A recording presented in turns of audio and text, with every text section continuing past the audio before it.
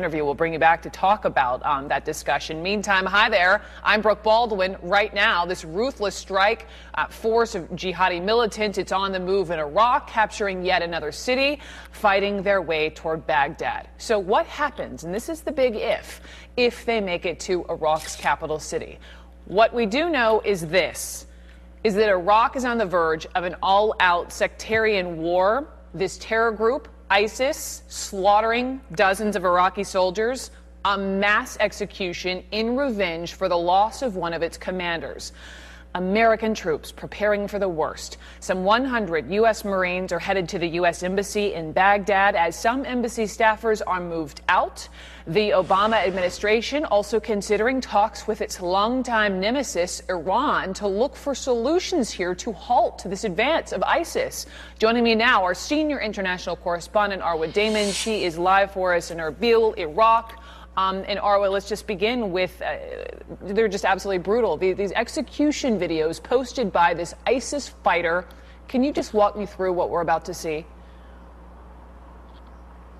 It's absolutely chilling, Brooke. We do have to warn our viewers of that. And it really leaves no question as to why these fighters, this ideology needs to be stopped. Now, in this video, you see a bearded man with a gun standing over 5 individuals on their knees. He's calling them Maliki's dogs.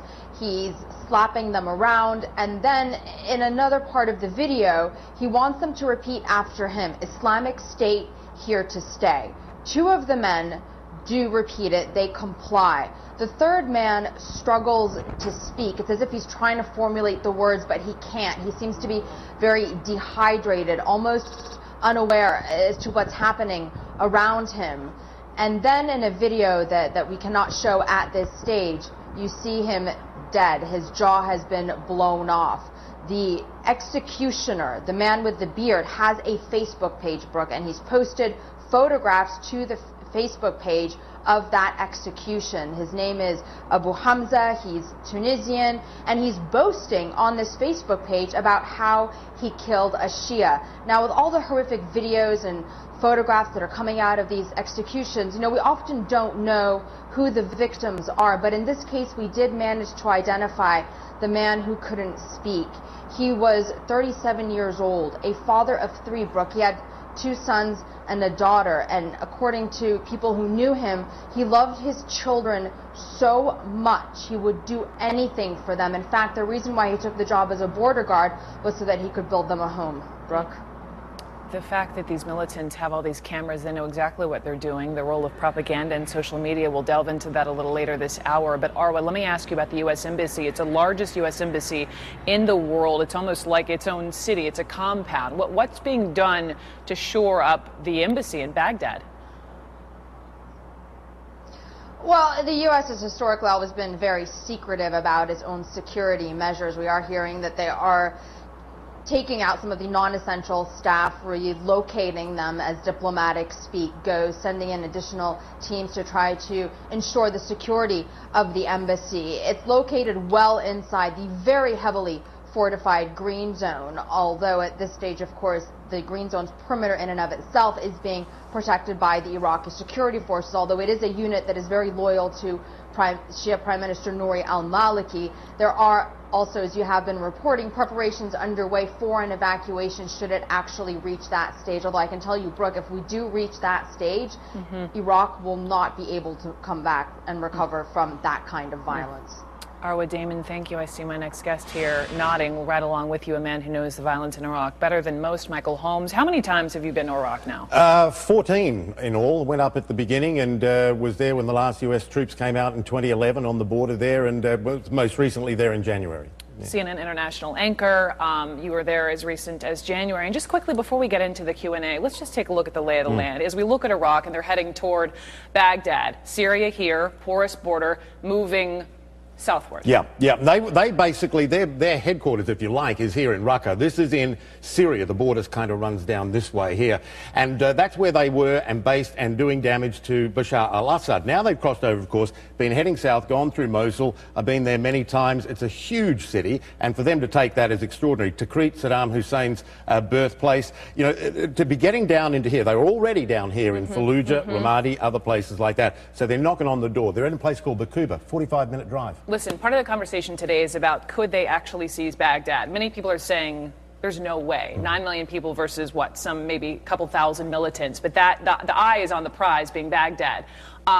If you were ISIS, if you were this militant group, what would your targets be? Typically in cases like this, it's the airport. Yeah, absolutely. And you hear ISIS often being described as a ragtag group of terrorists. Do you agree with that?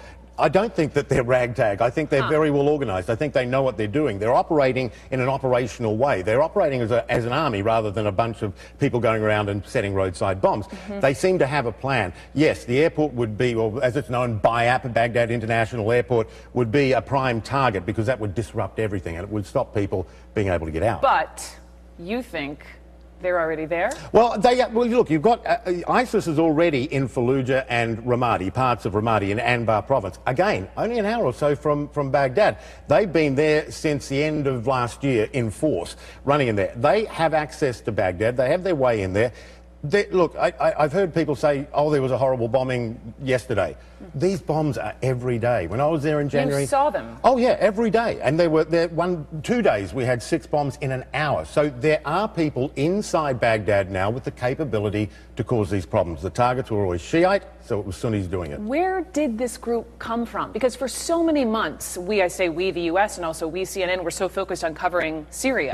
And I'm wondering if there were almost blinders on, focused so much in Syria, and you have, my producer put it almost like a snake pit of these militants. And correct me, fostering, strengthening, no authority. Yeah. And suddenly they're emboldened and they have this momentum. And boom, here they go. Well, they were always there. They were part of the insurgency. I mean, you're talking about some brutal people, local guys, but what's happened is they moved into Syria. They were always down in Anbar province. They were doing their thing as part of the insurgency. When the US took them on in Fallujah and Ramadi, did them a lot of damage. These guys then regrouped, became what they are now. They went into Syria, started fighting, got a lot of international fighters with them now, grew, got richer as well. One of the towns taken last week, weren't they taken by more, it was almost North African militants. I mean, from some of these videos, from what I understand from a general we're talking to later, they're using all of these, talking about propaganda as tools to get people from not necessarily Iraq or even this region to come in to fight. A lot of people want to fight. If they're jihadis, they'll come from anywhere to fight. And I'll tell you one little statistic. Yeah. The most foreign fighters in Iraq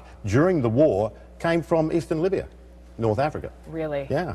Who is strengthening them? Who is providing their money? Do they even care about cold hard cash when they have these weapons? They use violence? Well, nobody knows for sure, but the thinking is that there are a lot of extremist Sunni individuals, wealthy people from places like Kuwait, Saudi Arabia as well, who are funding these guys. They also make their own money. They just picked up about $400 million in Mosul going to the banks, robbing the banks. It's like the Wild West. And they have the ability too, because up in Raqqa there, they have access to some of the oil pipelines. So they're getting oil money, believe it or not.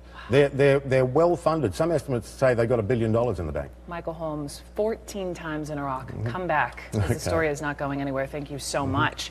Just ahead, I mentioned this general a moment ago. We'll talk live to this general about why President Obama's military options are not realistic at all. We'll walk through those. Plus, the U.S. captured the leader of this group terrorizing Iraq right now, but they let him go. And on his way out, he told a commanding officer, and I'm quoting him, "See you in New York." And back here at home, a father says the mother of his child has kidnapped their daughter because she doesn't want to vaccinate her. Hear from the father, coming up here on CNN.